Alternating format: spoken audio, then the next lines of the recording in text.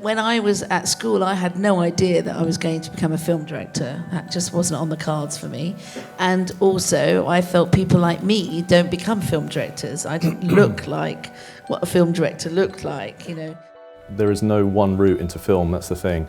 There's so many different paths, as you heard from the panel today, everybody coming from a different route. But I think the key is, with all these things, it's just dedicating yourself to studying, perseverance, and finding your way in. I started out as a runner, which is back then was the best way to get in. You can still get a job as a runner at a post-production company, and that's kind of how I got in. And being a runner, you kind of just do everything. You kind of make tea, you deliver film cans, which is something you'll never have to do because film kind of doesn't exist anymore, almost. But you're basically a dog's body. You do anything that anybody tells you, and you smile sweetly, and you just take it. And eventually, if you're good and people like you, you sort of progress up, and somebody gives you a break within a company, and then you sort of get a chance to kind of do some low-level visual effects work. All of this industry is difficult because there's no sort of graduate recruitment process. It's not as straightforward. Everyone will have, there are as many different paths into it, into any of the fields, as there are people doing it. So I think everyone finds their own way. But certainly in terms of music and being a composer in film, a good way is to identify people who are doing what you want to do, but are maybe sort of 10 years ahead of where you are, and sending them emails and trying to get in touch with them. Not round robin, try and sort of ghost them, just sit next to them for a while. And that's what I did. So it's and then it becomes like a sort of an apprenticeship almost. Recognise what is an opportunity. Quite a lot of the time I meet people who they just don't feel that they would be accepted if they go, or if they have a go, or they're embarrassed about their work because they think, oh, it maybe isn't ready yet. And all. But I don't self-censor your opportunities. Recognise what an opportunity is, and always, if that door is open a crack, right, you are going to power through it. That's the thing. It's to recognise that is even if it's only open this much. Don't start saying, I don't know, should I, shouldn't I, whatever. Because the rest of the world is going to be saying that. The one person who should be saying, I really can do it, is you. You have to have something to be able to offer. You have to have an interest, you have to have a passion. The thing I've always say about films is that we are filmmakers first. So no matter what you choose, that's what you have to have a passion for. Most of the people that come and work for me now, they can draw by hand and they can draw on the computer.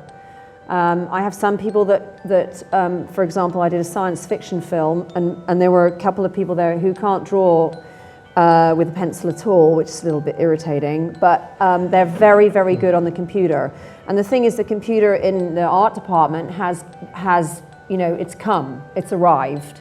And so you do need to understand those packages, and you need to know how to use them, because you don't necessarily get the time when you're on a film to teach yourself whilst you're on the film how to do it, because nobody's going to wait for you to work out how to use CAD for 6 months because the film's over. It's really about making images, and so everything you can do in order to kind of improve yourself as an artist will be the best thing you can do.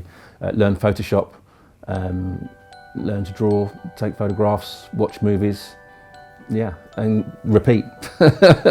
Just make films. People say to me, how do I get in? I said, well, start making films. Don't wait till you're my age. Make films at your age, because you can show them, you can screen them, people will watch them, and that's where the opportunities come nowadays, I think. Discover what you like and what turns you on. I mean, take a lot of stills. I shot a lot of stills when I was young, and I think kids nowadays, young adults, have much more access to being able to experiment than people of my generation did, because film stock was expensive to buy and to process and to find out if you could actually do something. And nowadays, you young people, are so lucky, because you can just go out and take your iPhone practically, or some little consumer camera, and you can make some great things. I think the most important thing is to be persistent. And then the second most important thing is to be persistent. And the third thing is to be even more persistent. I think you have to just be a dog with a bone. You just have to say, oh, this is what I really want to do. I really, really, really want to do it, and then prove it, follow it through. So have that persistence, but also have that can-do attitude that you can do it. My suggestion for young people wanting to get into the industry and make their own films is to actually just get started in making short films. You can make 5-minute, 3-minute films on your phone and edit it in different ways. And the experience of actual working with the medium is probably one of the most critical things. A typical route. These days, people are always getting in touch and saying, you know, how do I become a film editor now? And we've never had the technology more available to us than we have now. We've all got smartphones. There's the ability to shoot material on there just to get the hang of what pictures look like. I think it's really important to watch as many good films as you possibly can. There's a list on IMDb of the 250 greatest films, and I think it's great just to go and educate yourself about all those films and just find out, not only enjoy them for what they are, but understand them and what their impact is across the rest of the industry as well. There was a tweet recently I read by, I think, Robbie Collin, where I think he quoted another film critic called Roger Ebert, where he said, cinema is a great empathy generator.